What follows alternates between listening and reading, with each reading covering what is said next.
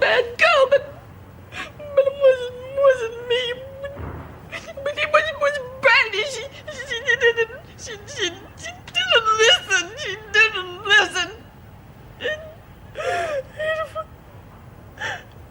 Mummy died. But it wasn't me. It wasn't me. We was there. It was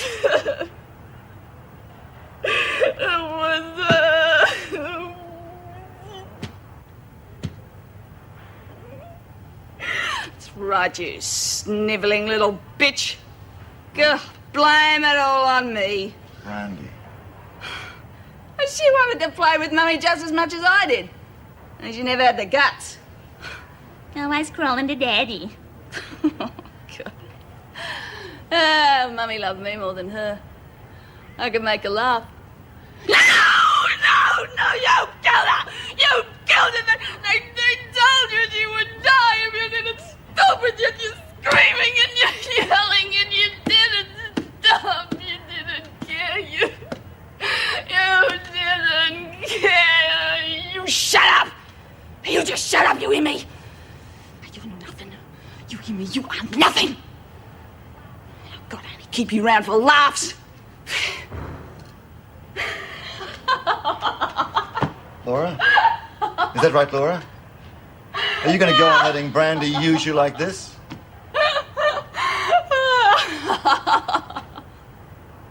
Laura? No! I'm not going to let you push me around anymore. Never again. You hear me? You are finished. You are finished. Get away from me, you bitch. You get away from me, you bitch. Get away. Laura! Laura, don't! Laura! Laura, no!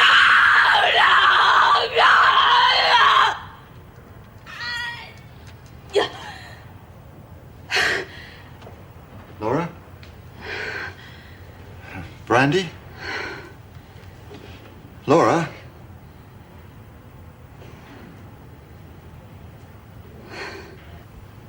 Laura?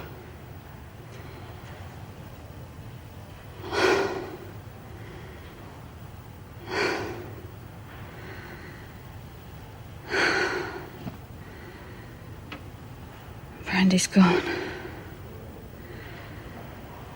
For good.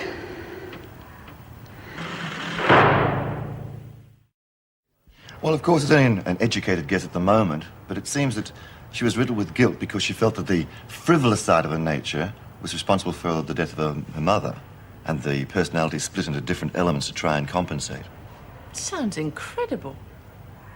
And Laura got rid of Brandy simply by standing up to her? Yes. Well, it would appear that Brandy only existed at all because Laura was afraid of that side of her nature. God. That poor girl must have been living through a nightmare. Yes. And she's still a very confused girl. She's going to need a lot of intensive psychotherapy. And that's why I'd like to see her transferred to a private sanatorium as soon as possible. Now, how do you think the department's going to react to that? Oh, there shouldn't be any problem there. She's only got a week left of her sentence anyway. Should we keep her apart from the other women? Oh, no, I don't think it's necessary. If we isolate her, she's liable to start doubting herself again. Well, with any luck, we should be able to get her transferred tomorrow. I just wish we could sort out the problem with Mason as quickly. Mason? Oh, yes. That's the one with 1,001 crazy acts to try and prove she's innocent. Let's see. In for bigamy. 5 counts. That certainly indicates she has a problem, but I doubt if it's going to help in her efforts for an acquittal. So when she finally did notice me and asked me my name, I couldn't remember. Well, at least you can laugh about it. I have to. Happens to me often. I guess it must be because they're so, I don't know, young maybe. I don't feel like that with you. Oh, I don't know whether to take that as a compliment or not. No, what I meant was I can be myself with you and it doesn't matter. You make me feel special. Well, you are special, Dennis. I mean, for one thing, you're Marty's friend, and I think any mother would feel maternal towards her son's friends. No, but you're more than Marty's mum to me, Mrs. Morris. You're the only woman who's ever taken the time to listen to me. Now look, Dennis, I know you probably won't believe this, but you will meet a nice girl one day. Nah, I've tried.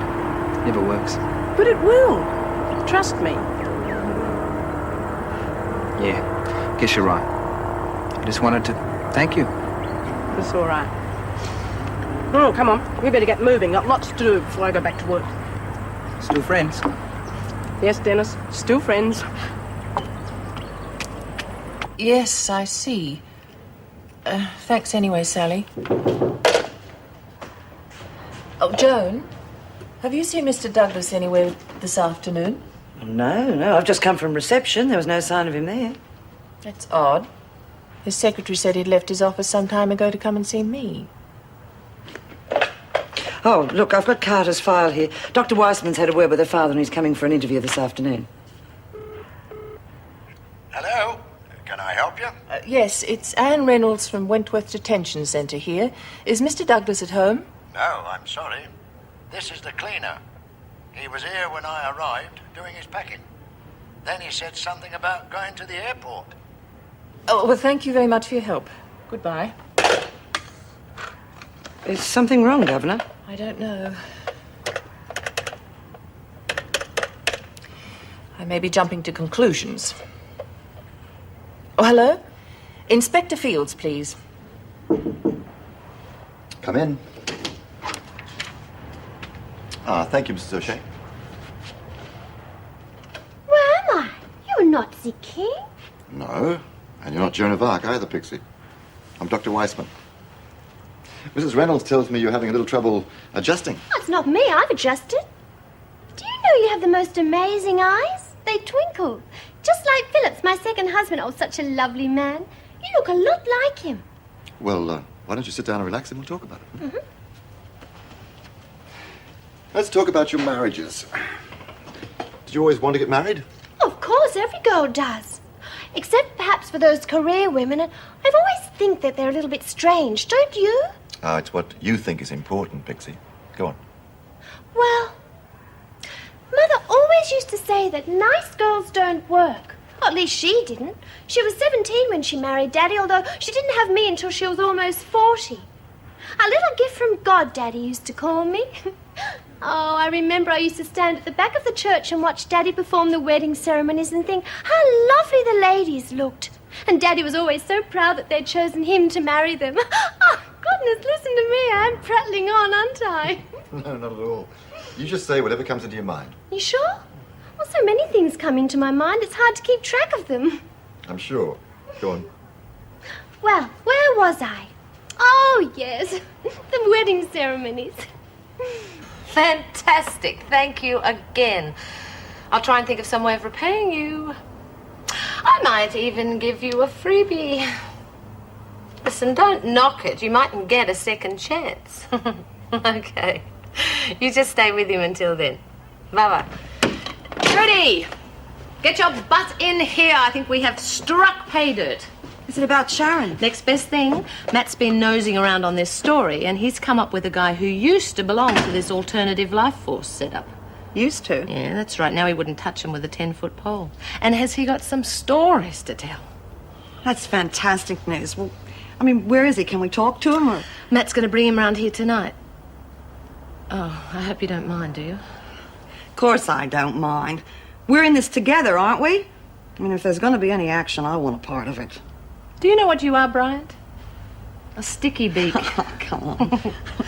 And a damn good mate.